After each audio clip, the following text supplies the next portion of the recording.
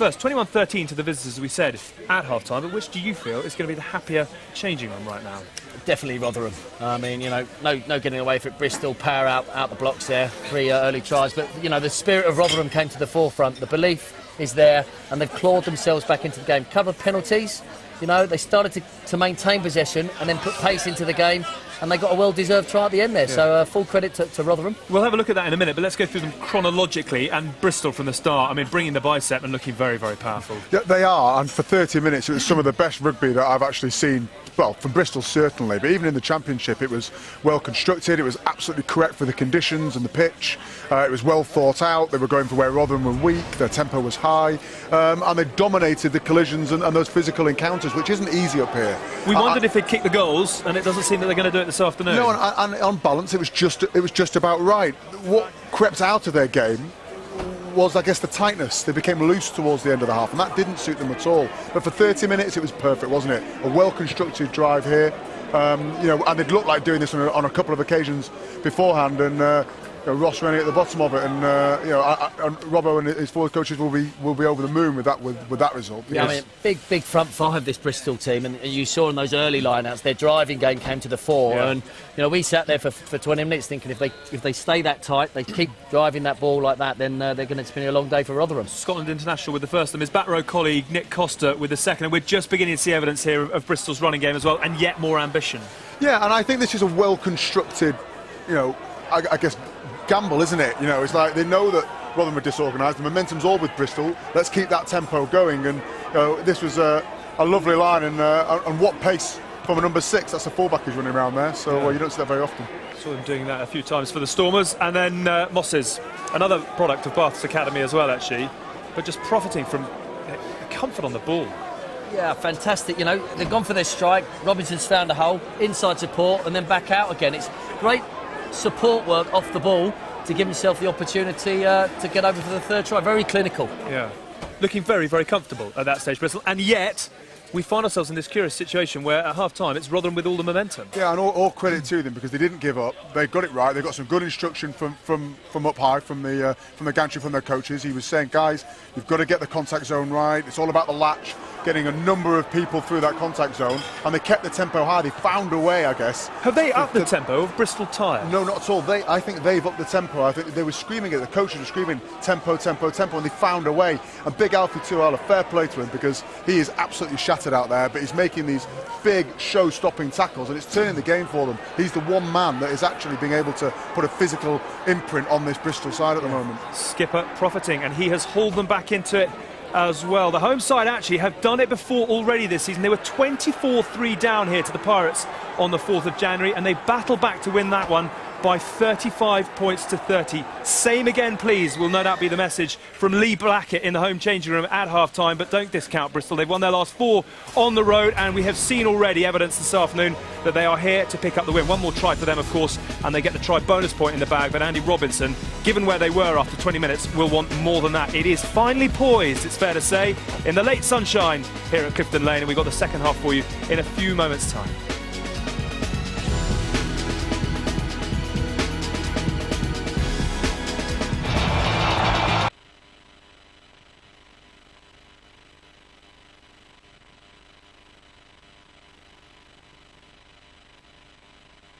It's Wales in the under-20 Six Nations from 7:30 on 3, midday on 2.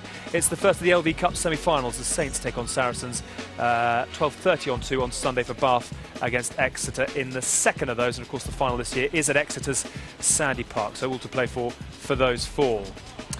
Quiet consideration in the changing rooms, but it is Bristol who lead by 21 points to 13. 3 early tries from the Scotland international Ross Rennie. The blindside Nick Costa, and Ben Moss as the centre has gone over as well. Mickey Robinson has converted all 3, but Rotherham are eking their way back into it. Charlie Mulcrone with their tries so far, but as we mentioned, it's not too much of the riot act from Andy Robinson, certainly not in front of our cameras anyway. Nick Robinson there just quietly thinking about what he and his side need to do in the second half. It was all theirs after 20 minutes, but Rotherham are barging their way back into it. Colin Quigley offering the, well, I suppose, morale-boosting head taps for the Rotherham outfit, and they know that they are right back in this game. It's a lovely evening here as the sun goes down at Clifton Lane. The teams are out once again, and we have got a fascinating second half in store. Of course, the promotion picture still a long way from being resolved, but the next 40 will tell us a lot about these two chances. So let's hand you out once again to Dowie and to Johnny. Thank you very much, Alex. What a breathless first half it was. Two halves within it, weren't there? Bristol came out of the blocks so quickly, those three quick tries, and then Rotherham, like Rotherham do, the back end of halves of rugby, came right back into it. Love to have heard what Andy Robinson said at half-time, because very much Rotherham on the up towards the end of that first half. Yeah, well, just to give you some indication, just as they were going off, Robert would come down, he was stood by the bench, and he was having a go at the bench. He was gesticulating heavily, and he was really biting his lip. He was ready to go for the guys. I know we don't get to see that. He's a bit more reserved in front of the cameras, but he's not a happy man at half-time.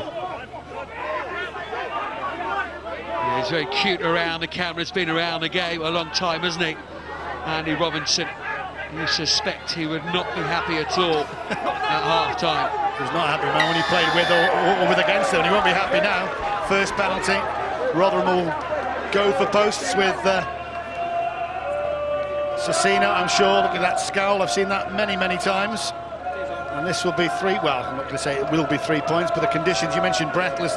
There's no wind out there at all. It's absolutely beautiful. Beautiful underfoot.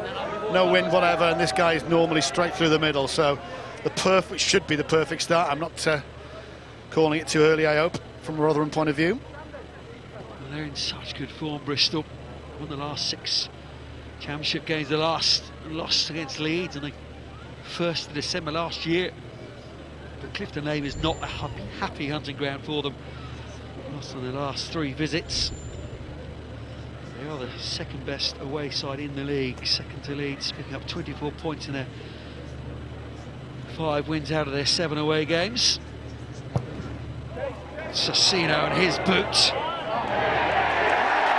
Again, hammering the point home that you do not come to Clifton Lane and pick up points easily. Nick Cragg there, one of the head honchos here, Rotherham, former player.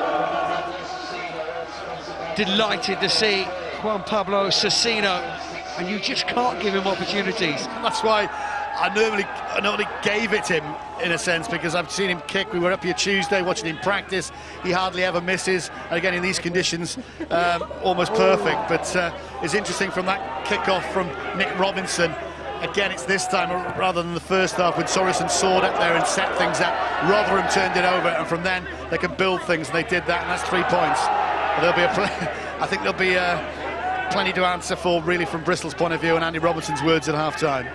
Big implications, doesn't it, though, for the rest of the season, psychologically, if these two were to meet in the closing phases. Just proving again, Clifton Lane is not a nice place to come and play rugby. They've changed their style, but still not an easy place to come and win. And Rotherham, first 2 penalties in this second half, both go to the way of the men in blue, the home team. Well, that was their problem in the first half, giving far too many penalties away to Bristol, because Bristol had the momentum. They were getting into their territory, and they had to do things really to slow the ball up. But this time it's happened. 2 penalties, 1 for 3 points, 1 now deep into their 22. Again, a band of brothers, this Rotherham side. There's the Australian, Dallin Murphy. There's the faithful, willing their guys on. And it's been a pretty good start from Rotherham in the second half. A nightmare start to the first 3 tries in 18 minutes, Bristol scored. And Andy Robinson will be tearing his hair out. He spoke about it before the game with Bill, didn't he? About the discipline. Haven't given too many yellow cards away this season, but they've given penalties away. And again, it's 10 already so far in this game. 44 minutes in as Reader takes it on, spins away from the line-out. Mal Crow just gone too early, hasn't he?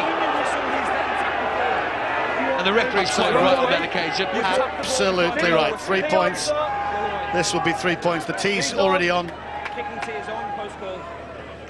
And he blew the whistle. You can see Mal Crane scored that crucial try just before half-time. He is an absolute live wire. Very intelligent footballer. And if that was a given before for Cecchino, this will be, well, they're just chipping in.